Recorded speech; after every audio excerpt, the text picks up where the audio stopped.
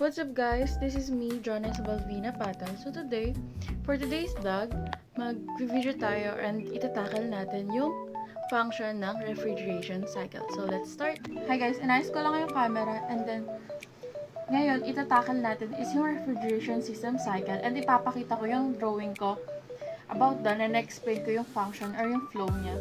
So hawakan ko lang siya kasi hindi siya kaya dito sa pag-button. So yan. Meron tayong 4 major components at ayun yung compressor, condenser coil, metering device, and evaporator. So, unahin natin ang compressor. Ang compressor, siya yung heart ng system. Siya yung nagpapump ng high pressure and high temperature na pupunta dito sa condenser coil. So, kung walang ganito, hindi siya magpa-flow. Hindi siya magpa-function. So, unahin na natin. So, nagpump ang compressor ng high pressure, high temperature, and lalabas siya papasok sa condenser coil. So, so as it enter yung high pressure and high temperature dito sa condenser coil, it's starting to reject heat. So, yung nare-reject na heat is binublow niya palabas gamit tong condenser fan. Yan, lalabas yung reject na heat. So, yan. So, as it rejecting heat, it's turning saturated state in the middle of condenser coil, sa gitna. So, ang saturated state, ayun yung vapor and yung liquid are both existing at the same time. So, right there, right after, ay nagiging completely liquid na siya. And lalabas siya next to service valve. So, ang service valve naman, siya yung, doon kinakabit yung mga technician, kakabit nila doon yung mga hoses para sa charging and recovering ng refrigerant. Ito. So, di ba liquid na nga, lalabas siya dyan. So, next destination niya is itong filter dryer. So, ang filter dryer is, ina-absorb niya any moisture in the system. Kasi, yung liquid na yan, bawal makapunta dito kasi masisira ang compressor natin. So, yun. Ina-absorb niya lahat ng moisture. So, tapos nang i-absorb, pupunta siya dito sa metering device. So, ang metering device, nag-allow siya ng pressure change. So, automatically na siyang magiging low pressure, low temperature. So, yan. Kapasok niya dito sa metering devices, automatically siyang nagiging yan, low pressure and low temperature. So the refrigerant is nag-absorb pa rin siya ng heat as it enter dito sa evaporator coil.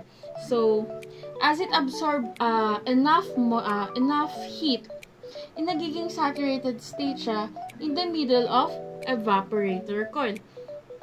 So where the most of the energy absorption taken place. And right after that, it turns to low pressure, low temperature vapor until where it comes out in the evaporator coil completely. Nakalabas na siya. So, kalabas nga dyan, nag-aano pa rin siya, nag-absorb pa rin siya ng heat. So, yan. Still absorbing as it comes out nga dito sa evaporator coil. So, right after the temperature increase from saturated state dito, right in the end of saturated in vapor to where comes out called disubri. So, ang tawag yun is disubri. So, kapunta niya dito, patuloy lang siyang aakyat, tapos pupunta sa compressor, then ang compressor, ipapump niya, yun, hanggang, tapos di ba, pinump niya na, magiging low pressure, low temperature siya. So, yung lamig na, so, balik tayo dito, so, yung lamig na napunta dito na yung low pressure and low temperature, binublow niya yun, palabas, indoor na siya. So, yung paglabas na, nag-a-absorb din siya ng heat kasi air circulation lang siya. Kunyari, sa isang room, sa room natin kunyari, sa Buenas Lucinda or sa San Isidro. Di ba may mga aircon doon? And then, yung init dong room na yon hinihigop niya rin. Ayun yung, di ba sinabi nga dito, nag-a-absorb pa rin siya ng heat. Tapos, pag-absorb niya ng heat, paikot-ikot lang yan hanggang pumunta na naman sa condenser, tapos pupunta naman. Ganun siya. So, as you can see, meron tayo dito Calipari tube and remote bulb or yung sensing nila. So, dito naman, nagpo-provide sila ng accurate remote temperature sensing control for system like sa, ito nga, HVAC. Tapos, sa nagano siya ng HVAC in industrial equipment. So, makikita nyo, sa dito sa evaporator and sa condenser, is meron siyang straight line. Ang tawag dyan is air pins. So, ang air pins naman, refer siya sa air vent or air duction. Yan, itong mga line-line na yan.